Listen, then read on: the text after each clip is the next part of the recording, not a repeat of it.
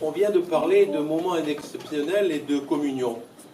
Je crois ce soir, Madame, Messieurs, que grâce à vous et avec vous, nous avons vécu ce moment exceptionnel et nous avons communié ensemble à la grande religion qui nous est commune au-delà de la spiritualité, c'est l'altérité et le respect. On a deux vies. La deuxième commence au jour où on a réalisé qu'on avait perdu la première, ou qu'on allait la perdre. C'est Confucius. Le lion a réalisé que sa deuxième vie commençait le jour où l'épinglette devenait sa règle de conduite. On peut tout fuir, sauf sa conscience. Ça, c'est Stéphane Zweig. Alors, nous, on ne fuit rien, et on va affirmer notre conscience. Vous avez, Monsieur Fernandez, été ce que vous êtes au quotidien, un éveilleur. C'est-à-dire que vous avez réussi, à travers cette fondation, grande cause nationale, à exprimer ce qui était le mot fédérateur, c'est fédérer et respecter les partenaires. L'agence nationale que vous présidez n'a pas d'autre but, n'a pas d'autre conception que de proposer une méthode de travail qu'a l'intelligence, de dire aux autres, nous sommes là pour relier, pour fédérer, mais avancer. Ce mot est merveilleux, et pour moi, être un éveilleur, c'est, comme vous l'avez dit, mettre en lumière l'invisible. Je me suis permis une phrase en disant « Aidons-les à se redresser, courbés qu'ils sont, sous le poids de ce handicap invisible. » Ainsi, oui, moi, mes amis, combien de fois n'ai-je pas vu quelqu'un me dire « Je n'ai pas mes lunettes, voulez-vous signer pour moi ?» Combien de fois n'ai-je pas vu quelqu'un, au moment de faire un chèque, ne faire que le signer en disant « Vous le remplirez » et puis le signer avec un dessin, avec un petit gris. Et souvenez-vous, avant, requis de signer a dit « Ne savoir ». Et que faisait-il? Il faisait sa croix. Et ça n'était pas neutre de faire sa croix. Et là encore, maintenant, quand l'on s'occupe de ces gens que vous aidez, que vous faites avancer, des autres nous-mêmes, la première chose qu'ils demandent, c'est « Je veux apprendre à signer, je veux signer. D'abord, j'existe. D'abord, on nomme.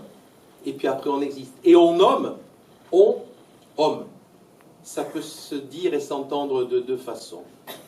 Vous nous avez dit, monsieur, que il y avait une grande volonté de dissimuler le handicap par rapport à l'échec. Vous avez fait une distinction fondamentale entre l'inalphabète et l'illettré.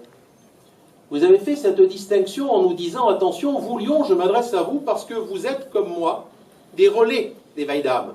Et vous devez pouvoir faire comprendre que ceux qui n'osent pas, il faut leur apprendre à lever la tête. Ne serait-ce que lever la tête, lever le regard. C'est vrai qu'on a parlé de pictogrammes, c'est vrai qu'on a parlé d'éléments, mais avant d'arriver là, vous nous avez dit que, une phrase fondamentale et que j'ai notée, ils ignorent la base de la base. C'est fou.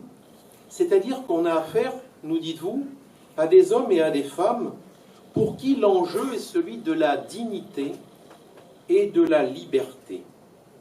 Et ces hommes et ces femmes, ils étaient 3 millions en 2004 et 2,5 millions maintenant.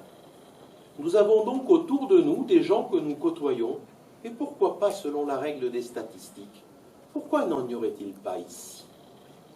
Et quelle fierté aurions-nous un jour d'entendre quelqu'un se lever, et ce serait bien si, pour la publicité, c'était un chef d'entreprise, et si pour la publicité, c'était encore quelqu'un de bien placé, et qui disait, mais je ne sais pas lire. Ça gênerait quelqu'un si Zidane disait, je ne sais pas signer mes contrats, mais je fais une croix, ça me suffit amplement. Oui. Et il faut peut-être qu'il y ait des exemples, ou des gens qui brisent des tabous, qui avec vous, monsieur, osent dire, moi je.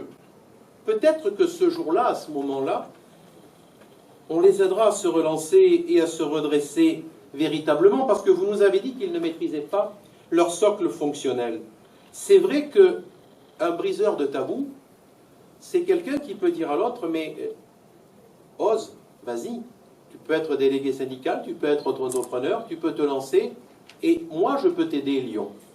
Dans un club que je connais bien, puisque c'est le mien, ils ont bien voulu suivre une idée que j'avais lancée, qui était de distribuer dans les écoles un dictionnaire et une déclaration des droits de l'homme.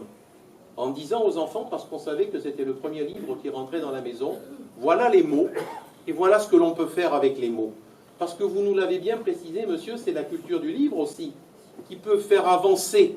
Mais quand on en est à pictogramme, c'est un petit peu comme aujourd'hui, si j'enlevais mes lunettes, ou si la moitié de ces mots, tout d'un coup, devenaient flous, on nous demande à nous, Lyon, et vous nous avez demandé, monsieur Fernandez, de vous aider à tendre la main vers l'autre, mais pas la main du haut vers le bas, la main à la bonne hauteur. La main en leur disant, l'illettrisme c'est une cause nationale, mais c'est une cause mondiale, c'est surtout une cause humaine. Et c'est quelque chose qui doit faire, et Jean Oustrin nous en a parlé avec l'agence du médicament, les pictogrammes. Alors il y a 2 pictogrammes qu'on a tous dans la tête, moi je les ai notés parce que ceux-là je les reconnais, hein. Le symbole attention danger mortel, la tête de mort et les petits os, et puis le symbole radioactif. D'ailleurs vous remarquerez que le symbole radioactif c'est le même que le symbole du nucléaire. Il y a déjà de quoi ouvrir une discussion, mais ceux-là on sait, les autres on ne sait pas. Et on est tous en train d'y travailler. Mais quand on en est à ce stade de l'échec scolaire, apprendre à signer son nom, apprendre à dérouter les stratégies de contournement, c'est un travail merveilleux, monsieur, que vous avez fait et que vous nous avez invités à partager. Merci. Madame Bernard Requin, c'est vrai que tout à l'heure, je me suis levé et tout le monde aura compris qu'il y avait un respect mutuel et des mots communs, parce que nous vivons ensemble, dans nos tripes et dans notre cœur, cette même passion. Mais madame, justice et éthique, vous nous avez repositionné dans ce qu'est le problème de tout homme qui va porter une robe ou une toge, c'est-à-dire qui va être revêtu d'une autorité, c'est celui de sa propre raison.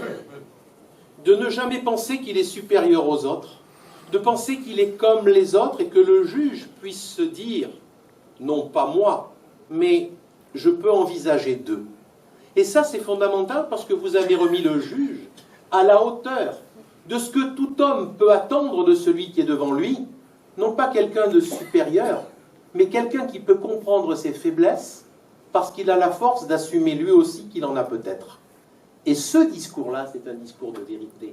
Ce discours-là, c'est celui que l'on a entendu, nous les lions, devant vous, quand vous nous avez parlé du respect au droit à la liberté, le droit à la sécurité, l'article 4 de la Convention, l'article 4 de la Déclaration des droits de l'homme.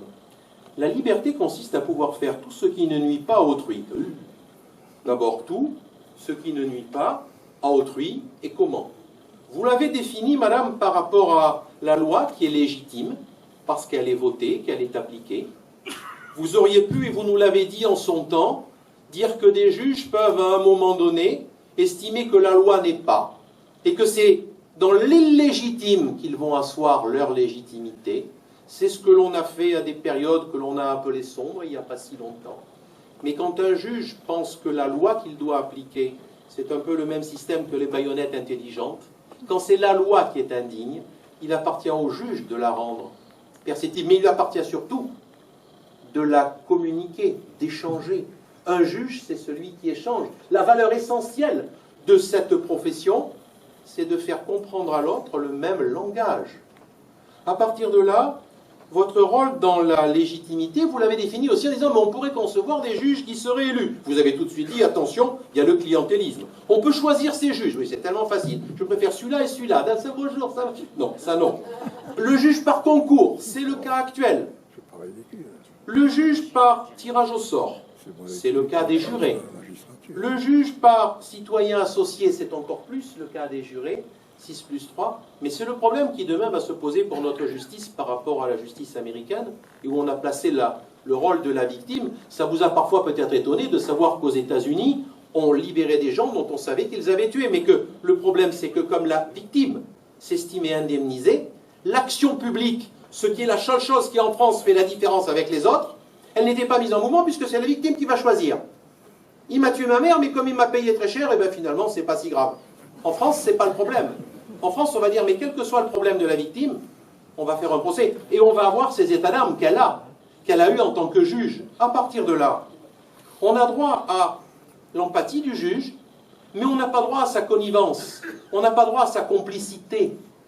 Et ce que vous nous avez dit, madame, c'est que vous avez parfaitement conscience, quand vous délibérez, que vous mettez en péril une vie peut-être, mais que vous la mettez en pendant avec votre conscience, avec les exigences de la loi. Et c'est ce combat permanent du juge, du bon juge, qui est là. Et en ce qui me concerne, vous avez évoqué aussi le problème des victimes, et vous nous avez dit qu'à l'heure actuelle, l'indemnisation ne suffit pas. C'est vrai. C'est vrai que l'on entend de plus en plus de victimes ne pas comprendre ce qu'est une constitution de partie civile, et venir, pour les uns, hurler à la mort, pour les autres, revendiquer légitimement leur rôle. Mais c'est un effet de société qui déresponsabilise tout le monde. Il faut que ce soit de la faute de quelqu'un. Mon chien se fait couper la queue parce que la porte est partie trop vite, et bien il faut faire un procès au syndic parce que ça ne peut pas être de ma faute, ça peut être que de la faute de l'autre. Le procès catharsique, c'est celui auquel nous assistons maintenant. Alors, cette déresponsabilisation des uns pour chercher la responsabilisation de l'autre, ça est le problème à l'heure actuelle qui se pose, parce qu'il faut trouver toujours un coupable, et on va même aller plus loin. Vous savez qu'à l'heure actuelle, et vous nous l'avez dit, madame, pour qu'on puisse à la fois réprimer et indemniser, le juge ne connaissant que le mode financier pour compenser un préjudice, si la victime n'attend pas d'argent de celui qui n'a pas pu lui en donner parce qu'il est insolvable, c'est la société qui paye. Ce qui fait la grandeur de notre société. Mais ce qui à l'heure actuelle va poser un problème, de dire mais quelle est cette impunité de celui qui peut tout faire et qui sait que demain il n'assumera pas les conséquences. Et c'est parfois dans les jugements ce que l'on demande à nos juges, quand on demande une mise à l'épreuve avec obligation d'indemniser la victime, ce sont ces condamnations que vous nous imposez, madame, en disant « mais je vous condamne avec du sursis », mais dans la mise à l'épreuve que je vous donne, il y a l'indemnisation de la victime. Pour nous, c'est un petit peu cette double condamnation du fer rouge du paiement qui vient en à côté de la peine et de la sanction pénale. Ça, c'est quelque chose qui doit être entendu. Mais il doit être aussi entendu dans la société que pour tout citoyen, la justice, c'est parfait. C'est pour les autres. C'est pas pour soi. Personne n'a jamais brûlé un feu. Personne n'a jamais brûlé un stop. Personne. Mais quand, malencontreusement, un gamin de 3 ans, parce qu'il pousse un ballon, tombe sous les roues de votre voiture et que vous êtes poursuivi pour les délits que vous avez évoqués, on se pose à ce moment-là d'autres questions. Alors nous, Lyon, nous savons que ça peut arriver à tout le monde. On ne jette pas l'opprobre ni sur les uns ni sur les autres. On va essayer de discuter. Il y a des lions qui s'investissent dans les maisons d'arrêt pour lutter contre l'illettrisme. Il y a des lions qui vont s'investir dans la défense des victimes et qui vont dans les hôpitaux aider pour remettre sur pied au sens physique du terme les victimes. Ça, c'est cette implication qui vient au soutien de notre justice et au respect de ce qu'elle est. Vous nous avez dit, madame, un mot qui est merveilleux pour moi, c'est tout ce qui peut porter atteinte à l'autre, nous le savons, mais protéger l'autre dans son altérité. Ce sont des mots qui, à nous, Lyon, bien sûr, nous vont droit au cœur. Protéger l'autre dans son altérité, c'est aussi savoir qu'il y a ce qu'on appelle en droit un état de nécessité. Je ne pouvais pas faire autrement. Alors, l'état de nécessité au 19e, c'était quand on volait une pomme. Est-ce que maintenant, on peut expliquer qu'à un jeune, l'état de nécessité, c'est d'avoir l'iPhone 6 parce que l'iPhone 5 est devenu obsolète et que, ben ne riez pas, c'est drôle, mais imaginez, il y avait un dessin, j'en ai parlé à quelques-uns, d'un humoriste, ça représente une table bien dressée, on voit que c'est un grand repas, il y a les 3 couteaux, les 3 fourchettes, les 6 verres, hein, et la personne se retourne vers la maîtresse de maison et lui demande le téléphone, on le place à gauche ou à droite? C'est un état de nécessité aussi, c'est cela aussi qui est important, vous nous avez dit, madame, c'est vivre avec son temps. Et vous avez aussi replacé ce qui va être le positionnement de demain, c'est l'exigence au bonheur que malheureusement le juge, malheureusement non, parce qu'il n'est pas là pour ça, donc même pas malheureusement, mais cette exigence du droit au bonheur qui est confondue avec le droit à la justice, c'est votre état d'âme et vous l'avez exposé devant nous. Et je crois qu'on doit en être conscient aussi, ne pas demander aux autres ce qui ne dépend parfois que de nous-mêmes. Et ça, c'est important. Monsieur le professeur Odon Vallée,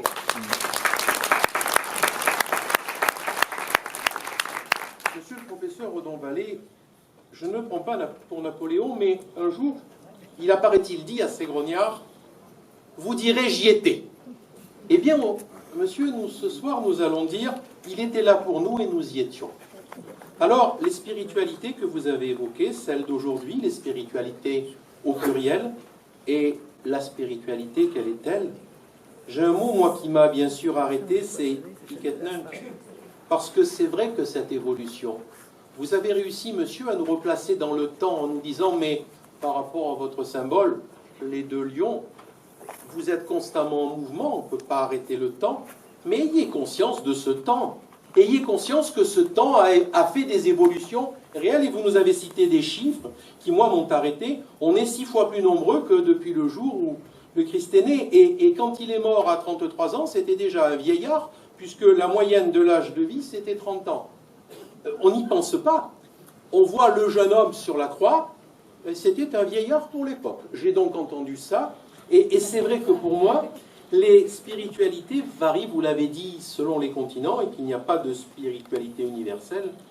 Et quand vous nous avez dit que ces 5 continents replaçaient le chrétien, l'islam, l'hindouisme, le bouddhisme, l'animisme, le judaïsme, j'ai immédiatement pensé, oui, mais et pour les agnostiques et les athées, mais heureusement, non seulement vous l'avez placé, mais vous l'avez servi.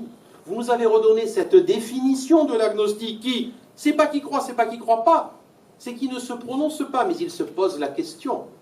À l'athée, par contre, va répondre non à cette question.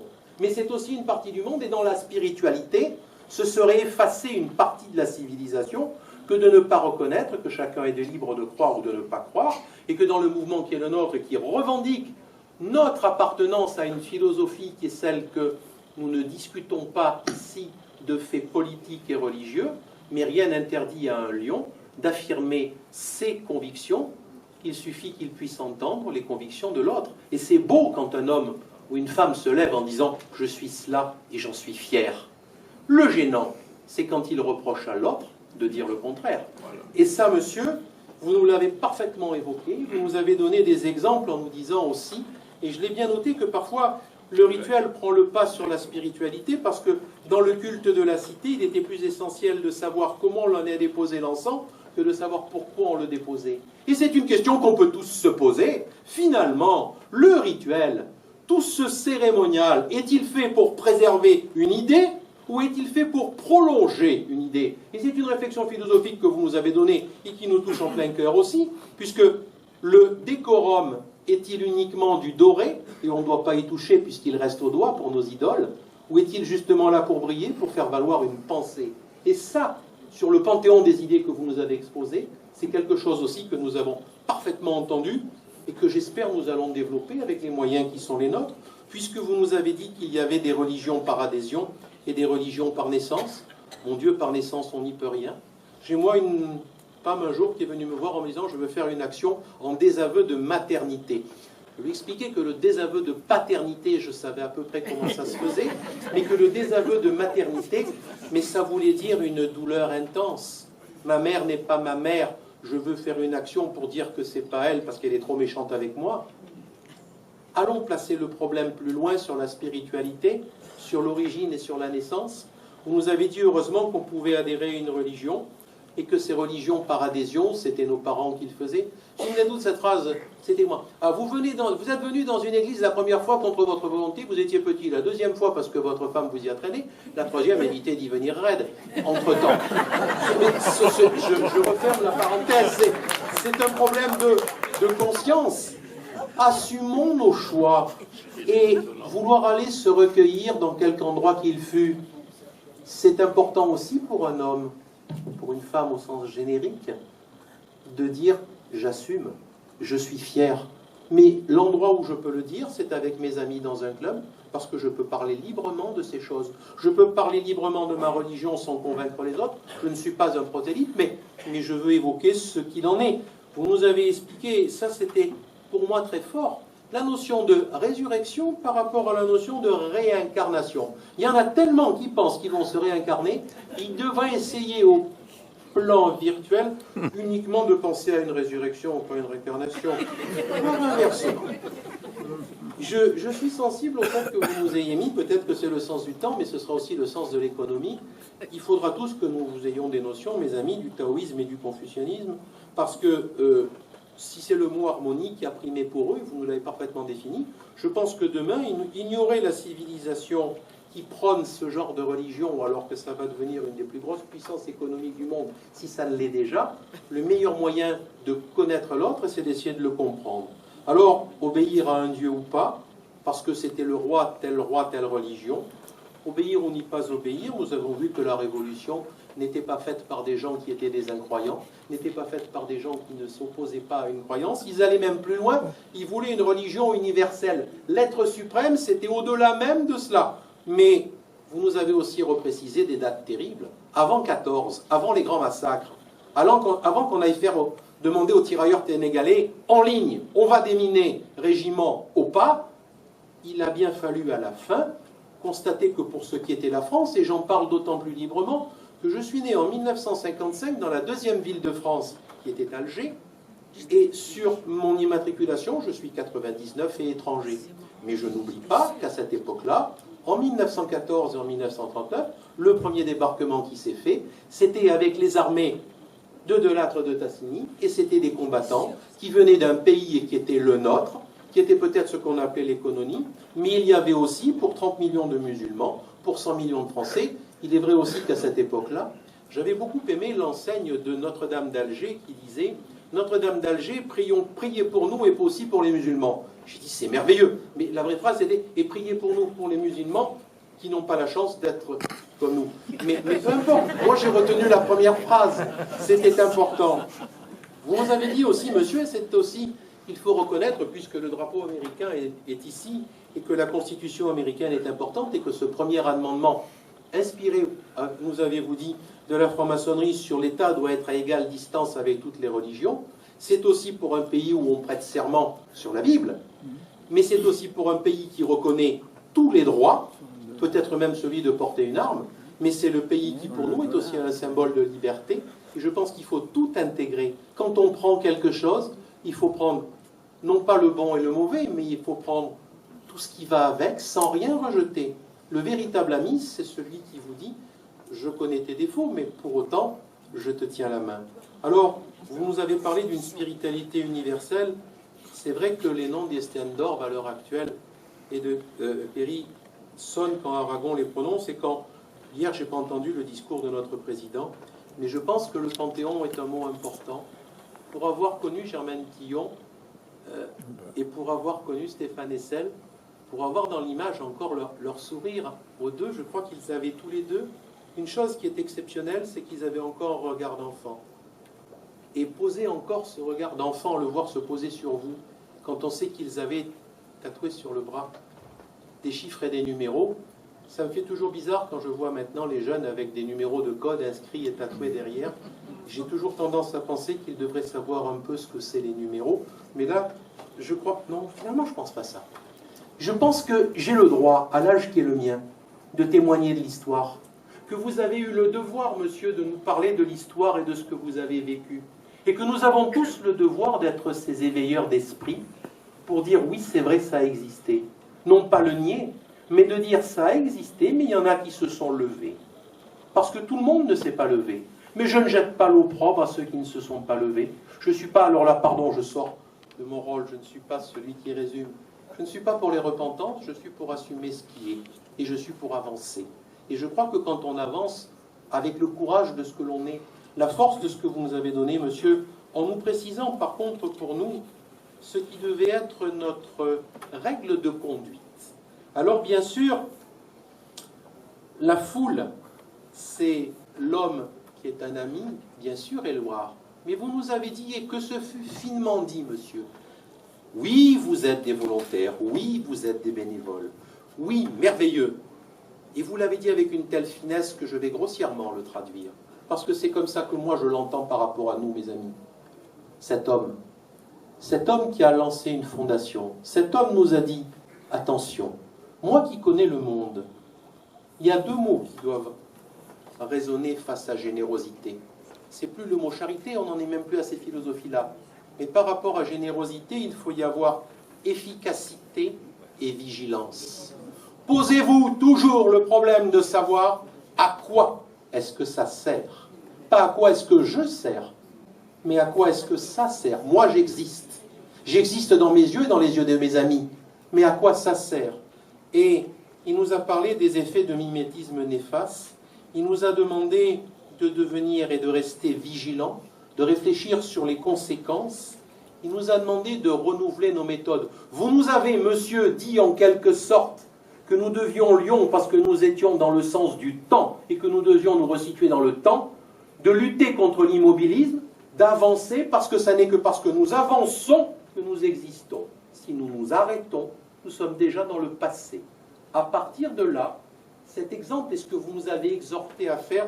Monsieur, nous le suivrons, et si vous le voulez bien, nous le suivrons à travers ce qui est pour vous fondateur. J'ai écrit, vous êtes de ces hommes qui ont le don de mettre en mouvement. Vous êtes de ces hommes, monsieur, qui ont le don de faire avancer les autres. Vous êtes de ces hommes, monsieur, qui nous disent qu'on ne doit pas se disperser, qu'on ne doit jamais sortir de ses compétences, qu'on doit être ouvert à toutes les spiritualités. Monsieur, si le Lion aujourd'hui pouvait, à travers votre fondation, vous dire que peu ou prou, et par quelque moyen que ce fût, nous sommes avec vous dans ce combat, on ne sera pas un de trop, mais un de plus. Merci, messieurs.